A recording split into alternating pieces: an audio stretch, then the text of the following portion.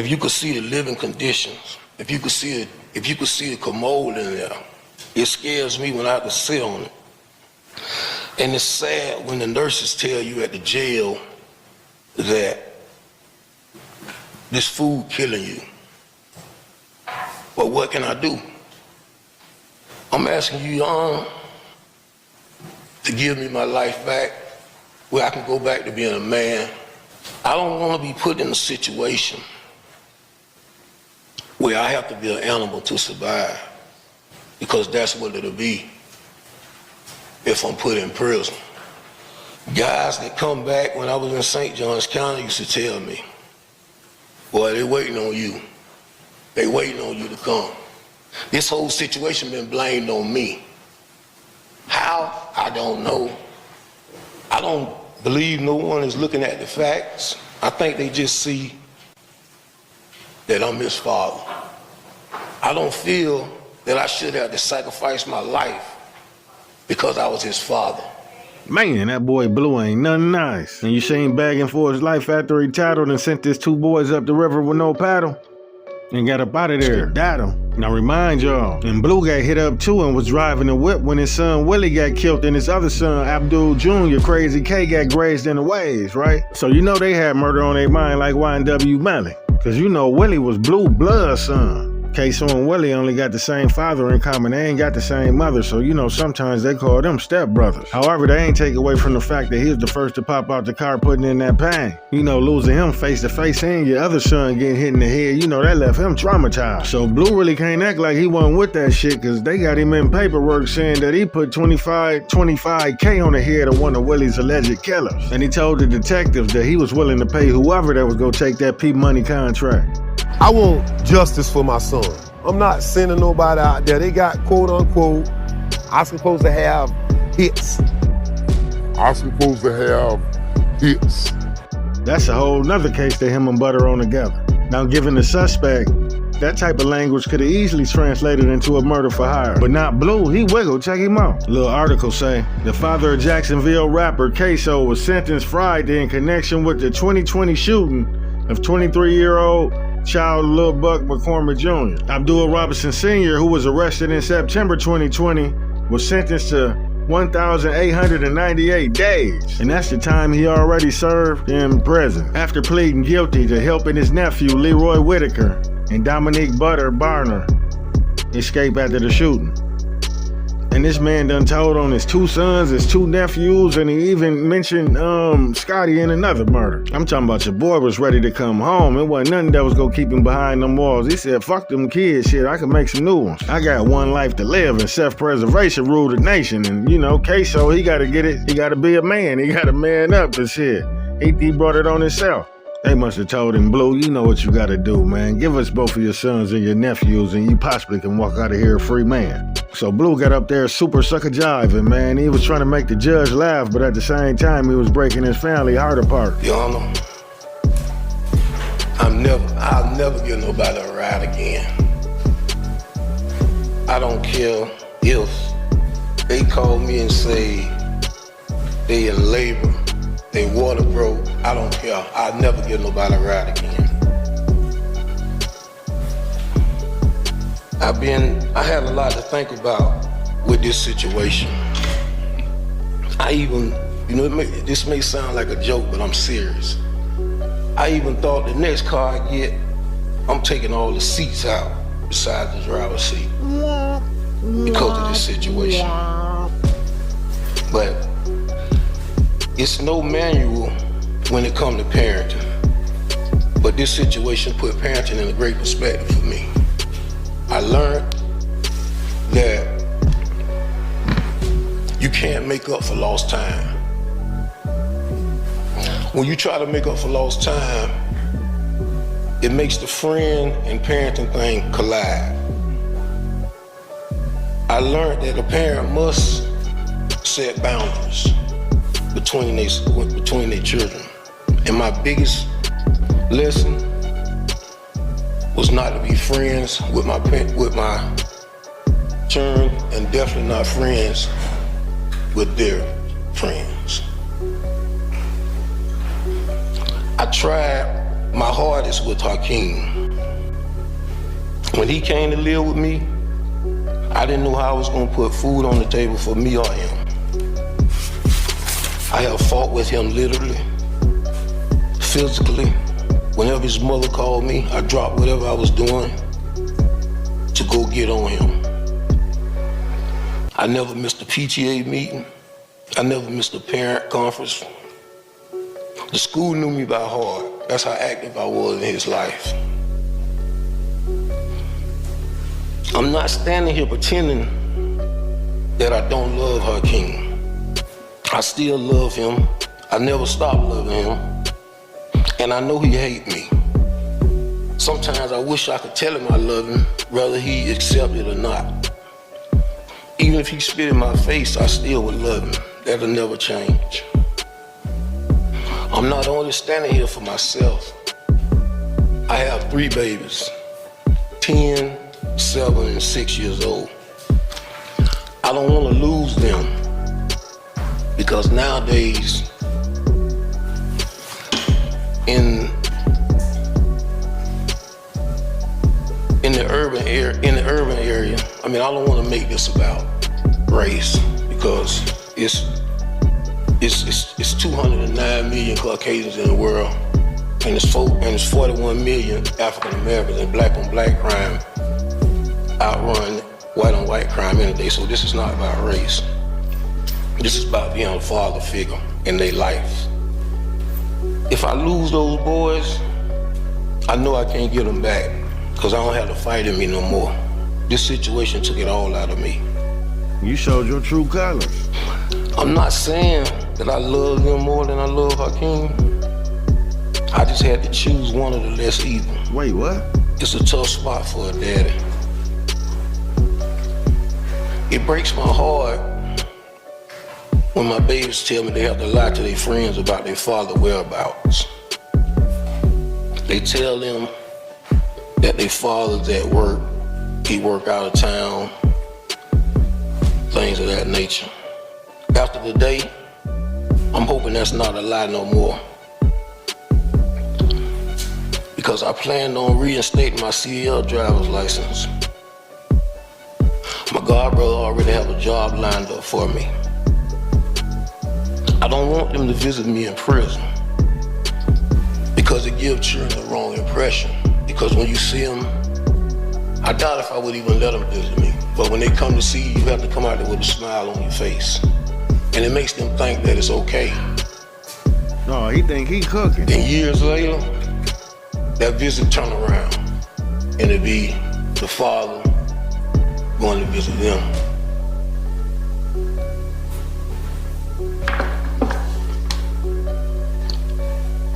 What I thought was a simple, innocent phone call was the worst phone call of my life.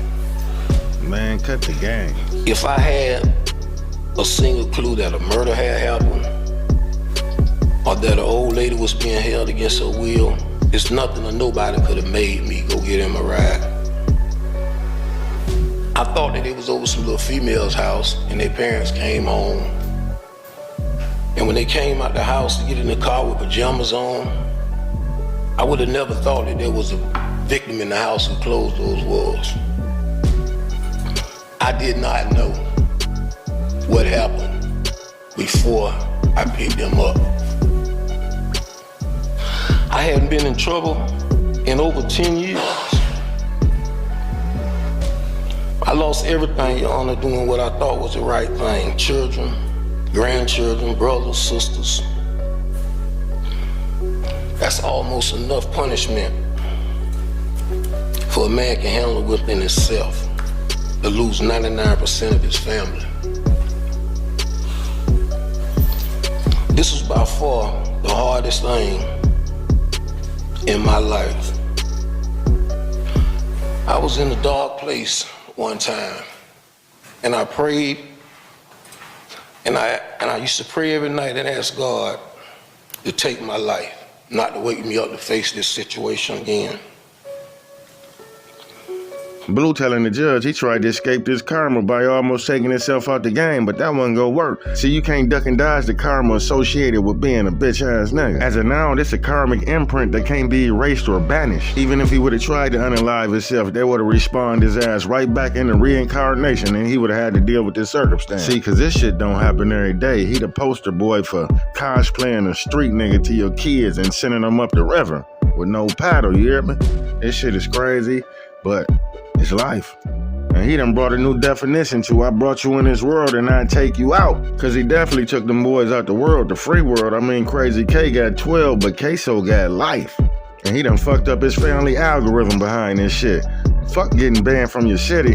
Imagine being banned from every family reunion and function. But one thing Blue can't do is get up on his thing and talking about he lost his family when he swapped them out for his freedom. Imagine your kids looking up to you like you the ultimate final boss street nigga, right? And you as a father talking that talk, showing them the ins and outs, right? Boom, and y'all get bagged now all of a sudden. This nigga the state star witness. And now he on the stand telling on you because he telling the judge and them that he trying to go home to his other kids. And he had to choose the lesser evil whole time. And Blue a big snitch from the 90s that brought a drug organization down, including the cop that they had on the payroll. In this particular case, Blue was found guilty facing life, and here we are today. Somehow he got up out of that thing. I don't know, they say he known for keeping an ace in the hole. Was this ace in the hole this time, Ksoo? Man, when you in these streets, you can't trust nobody, man. But what a wonderful time to be alive. That's why I'm glad that the shorties is waking up to understand that the streets is a myth. And now the shorties tired of dying just to get merged and lied on, because they already know what time it is with this social media shit. So it seems like the YN's going through a metamorphosis, transforming into YGs, and all the trench babies swapping out their Nike Techs for trench coats and quarter zips. And I ain't talking about 280s, you hear me? And the youth waking up and no longer feel that they gotta go on the drill to garner an appeal in the eyes of their peers. Oh yeah, and shit, I'm here for it. And instead of investing in street drama, they investing in stocks and crypto and podcasting equipment. And the fans even switching gears. This is the first time in 35 years since a hip hop song hasn't been present in the Billboard Top 40 charts. And drill dying because it ain't nobody else to slide for when everybody already dead or in jail or facing life or death sentences. And you would be a fool to follow a path knowing exactly where that road will lead you. Gangbanging ain't never did nothing for nobody but bring death and misery to their community. And yeah, the fans ain't feeling sorry for the victims no more because it ain't no victims when both sides going back and forth perpetuating violence. So at the end of the day, Blue got time served and Butter got 25. Blue's son got killed right in his face, and I bet he wanted retaliation. He was crying like a bitch in that car. And so his sons and nephews stepped up to avenge his death. So Butter tracks down this guy on the internet, Charles McCormick, over a lyric that he dissed Willie and sent them boys at him in a blitz. Butter was the first apprehended, so he was the first to snitch. He got a chance to put his word in early. So he got 25 years. He got some time served with that too. Meanwhile, Ksoo and Scotty got life behind bars. That about sums it up. See, Blue, he know what he set out to do. He ain't just telling on Ksoo and them, he told on the whole gang. He was singing about 6 or 7 different tunes in that room. Check the judge out. Mr. Robinson, of course, I sat through the trial at which you testified, and I am fully aware of the assistance and cooperation that you've provided in the prosecutions of not only your son, but of the other defendants who have cases before me, Leroy Whitaker, Mr. Hudson, Mr. Brown, and the rest of the gang, if you will. And so it is not lost on me the hard decision that you needed to make and what you have done to assist in these investigations and prosecutions. I am, of course, bound by the plea agreement you all have reached, but when it comes to departure, that is strictly within the discretion of the court. You understand that? Yes, ma'am. And it sounds as if the state agrees that your assistance would qualify under 921.00262I for that departure, and I do so find that your assistance qualifies. In addition, under 2B, I believe it is, I also acknowledge that in these horrific crimes that resulted in the death of people in our community, that you were not the shooter, you did not provide or get rid of the firearms or play a major role in the crimes. You did play a role in the crimes, and for that you're being held accountable by being an accessory after the fact, driving people to the doctor, driving people away from a crime scene, providing money for Mr. Barner to get out of town with Janera Smith, and so that is what I am sentencing you for today. I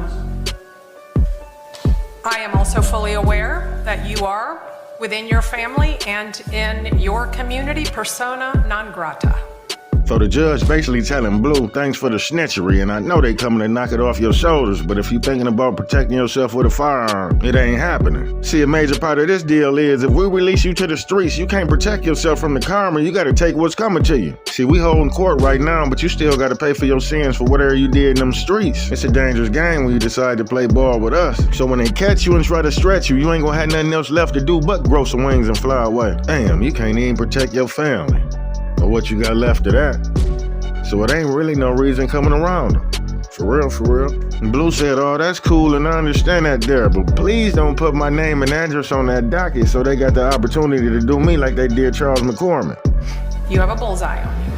So you are going to have to lawfully protect yourself. But understand this, you are a convicted felon. I know that I've previously adjudicated you guilty of aggravated fleeing from a law enforcement officer, so you are not allowed to possess firearms. Do you understand that? Yes, ma'am. All right. I'll be gone. I'm leaving.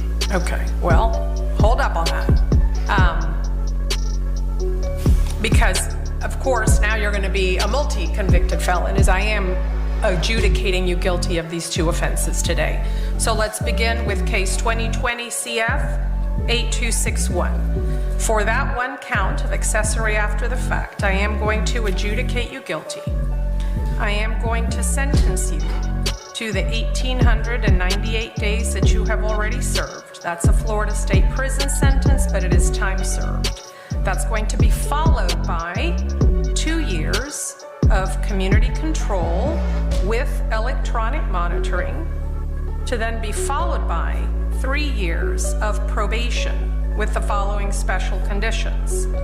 You have to pay mandatory felony court costs of $518. I don't think I need to say it, but it will be a condition. You are not to possess any firearm, ammunition, or weapons. If you are going to move out of town or move out of state, I don't have an objection to that. However, wherever you're going to move has to accept you and receive you, and you have to pay the transfer fee. Do you understand that? Yes, ma'am. All right. So just to be clear, I do not have an objection to transferring this community control or probation to another location. But whether you're accepted is not up to me. You understand? Let's see here. I would like you to undergo a mental health evaluation and any recommended follow-up treatment.